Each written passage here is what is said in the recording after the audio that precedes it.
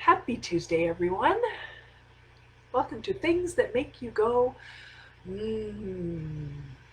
And the purpose of this live or podcast or YouTube channel, however you happen to be watching it or listening to it, is all about relationships, what makes relationships work, and how things that are sexy, things that just make you go when you're around other people or even just with yourself. You may have heard of the book Love Languages by Gary Chapman. We have talked about this in the past. And over the next few weeks, I want to go into detail about each of the love languages. And there are 5, so that would be the next 5 weeks.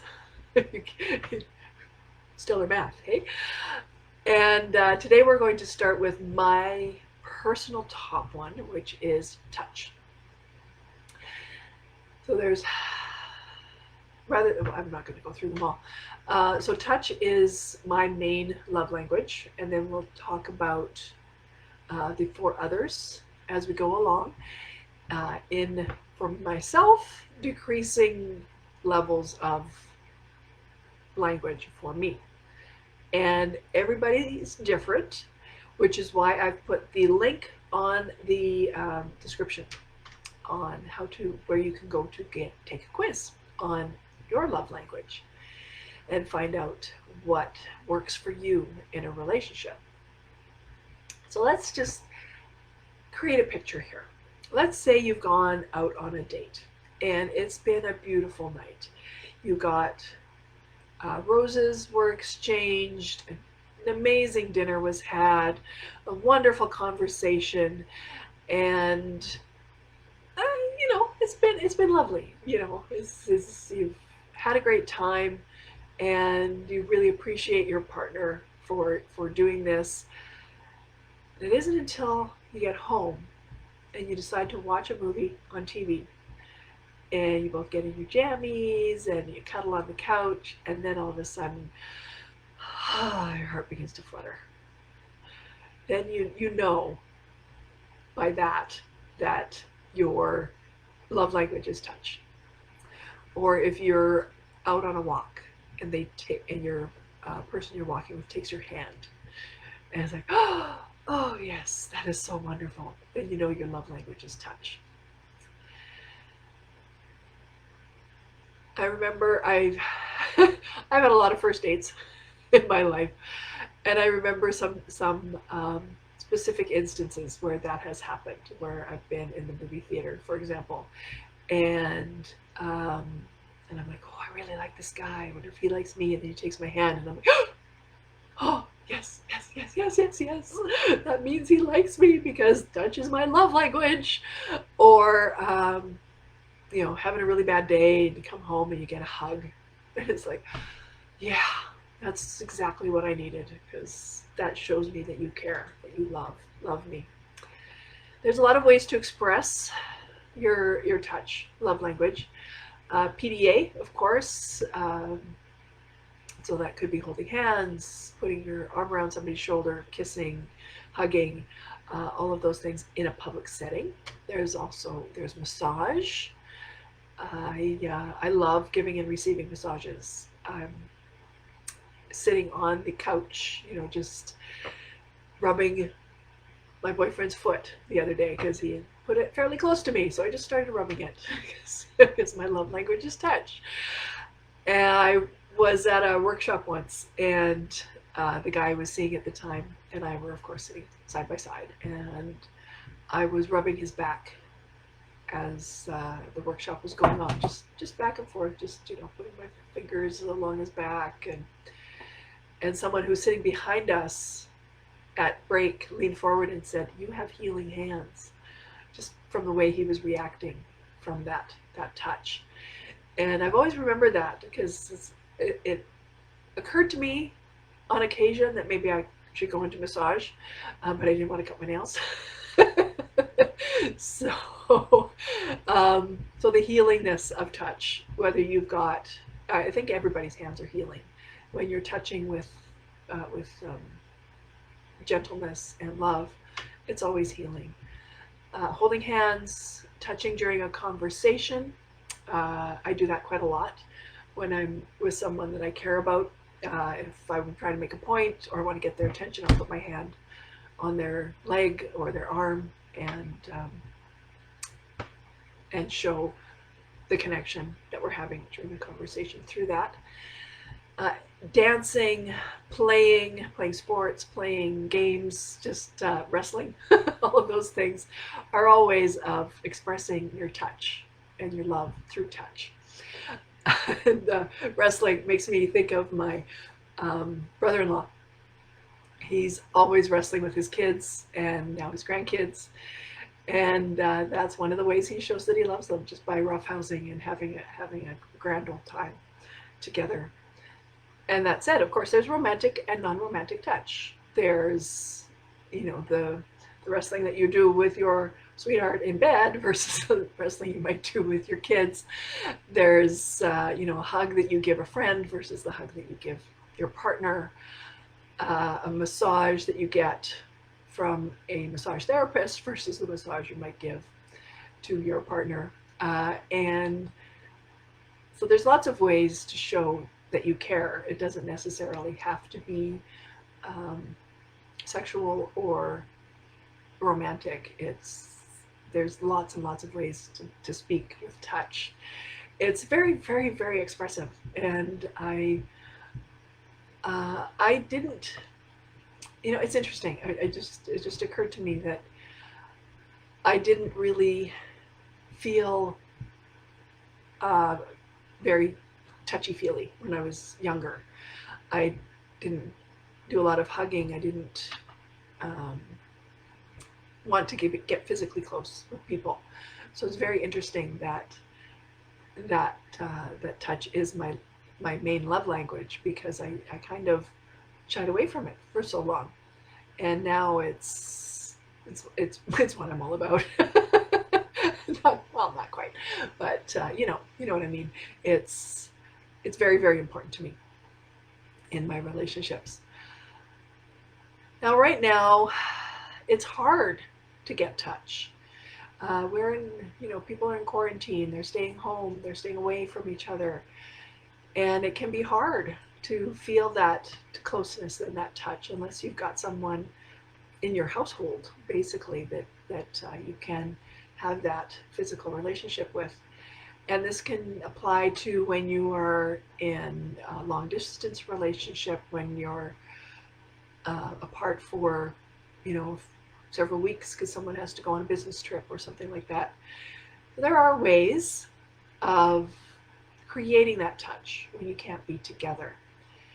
And one of those might be a body pillow. I actually sleep with a pillow next to me at night when I'm alone, because it makes me feel like there's somebody in the bed.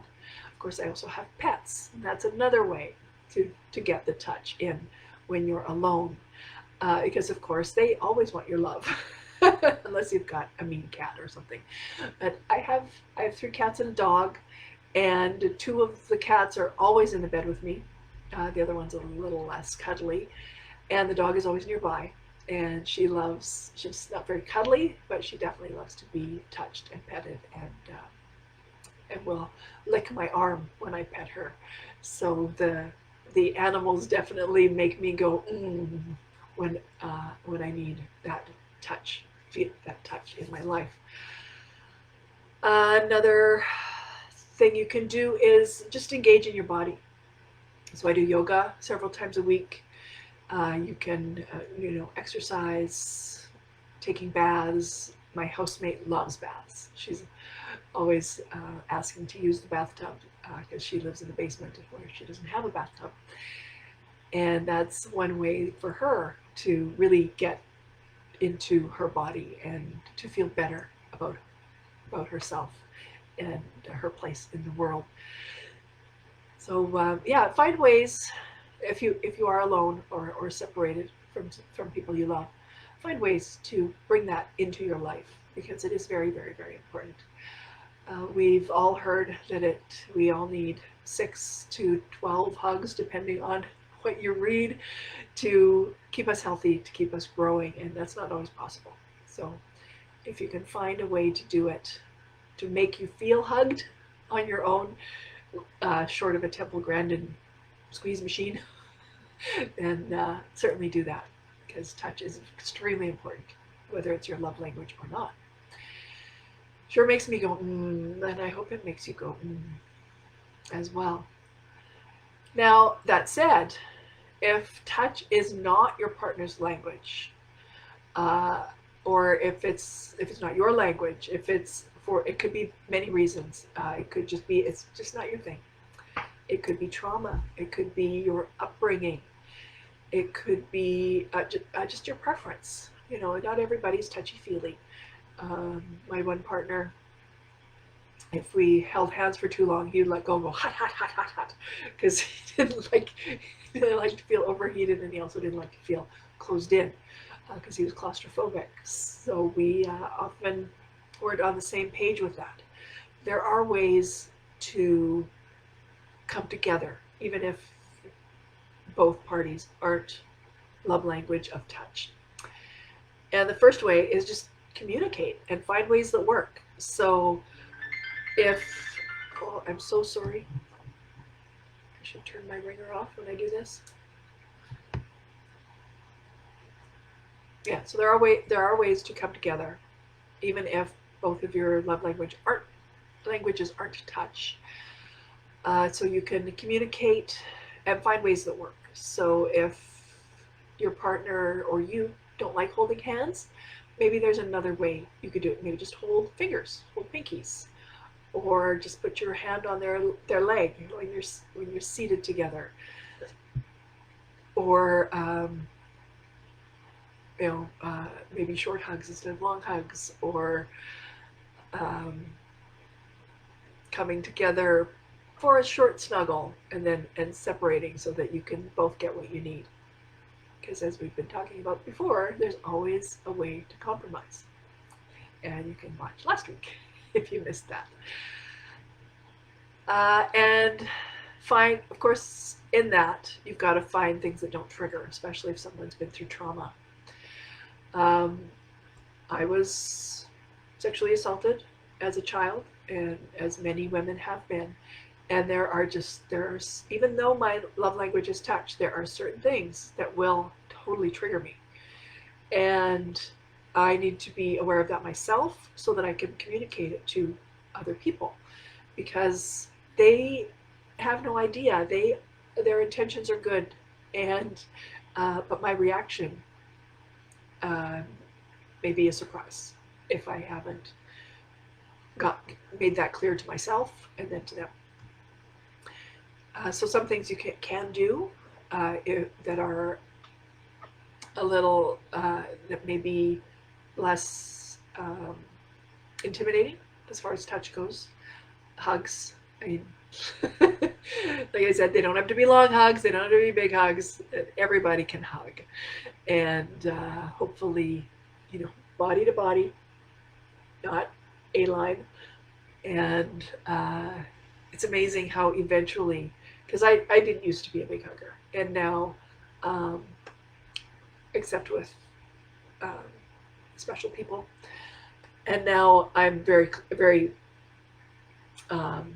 deliberate about the way I hug. I want to make sure that I'm really connecting with the person, putting my full body against them, and letting them know that I'm truly with them and connected. Random touches are great too, as you're, just passing each other in the hallway. Just a little brush of the hand or a little pat on the butt can work. A little scratch down their back while they're doing dishes or cooking. Of course, holding hands or holding fingers if the hands don't work for you, and massage, of course, as well. So why do we touch? Touch has many, many, many, many powers, which is why I encourage you to touch, even if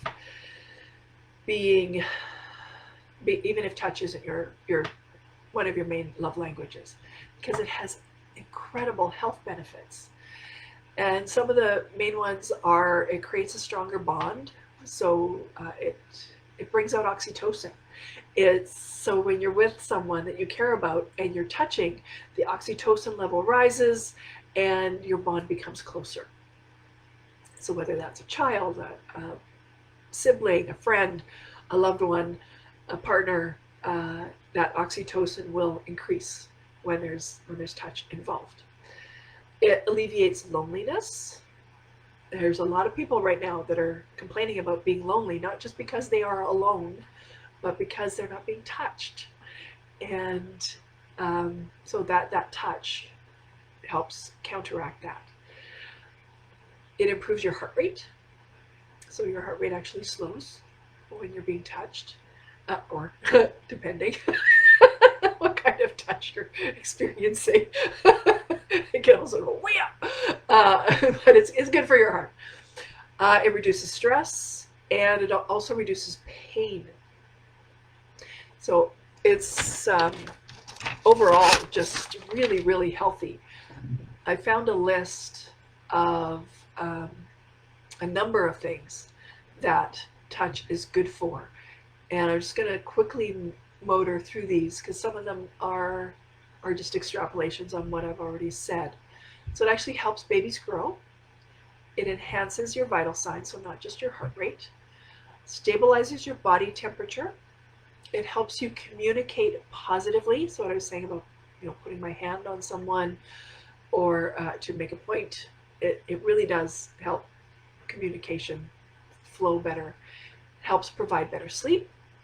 Reduces irritability. Increases sociability. That's interesting. As an introvert, that's a really good point. The more I'm being touched, the more I feel that love through touch, the more social I feel. Strengthens relationships. Yes, that whole oxytocin thing. Strengthens the immune system. Helps with depression. Increases digestion. That's interesting. Releases serotonin. Enhances a sense of well-being. Stimulates oxytocin, or as they call it, the cuddle hormone, which we've already talked about. Slows the heart rate and lowers the blood pressure. Lowers cortisol, which is the stress hormone. Gives comfort and relieves sadness. Can help us feel happiness and joy. Releases tension and tightness. And helps with migraine pain. Wow. All of that just from touching. That makes me go, boy, howdy. Let's get me some more of that touch. And when you don't get touch, when you're deprived of touch, your loneliness, your anxiety, your depression, and your stress all increase. And I think that's part of the reason why so many people are in such bad moods these days, because we've been depriving ourselves of being close to others for so long, and we just can't do it anymore. It's creating loneliness, anxiety, depression, and stress. And so, of course, people are getting uptight and angry and impatient. And so, if you're in that place, please find a way to add touch to your life so that you can combat those feelings. As I mentioned, I put the link on the description here if you want to take the love languages quiz and find out what your love languages are. We'll be talking about the other 4 in the upcoming weeks. Next week will be acts of service. I just want to mention in my book, Serial Love, it's an erotic thriller.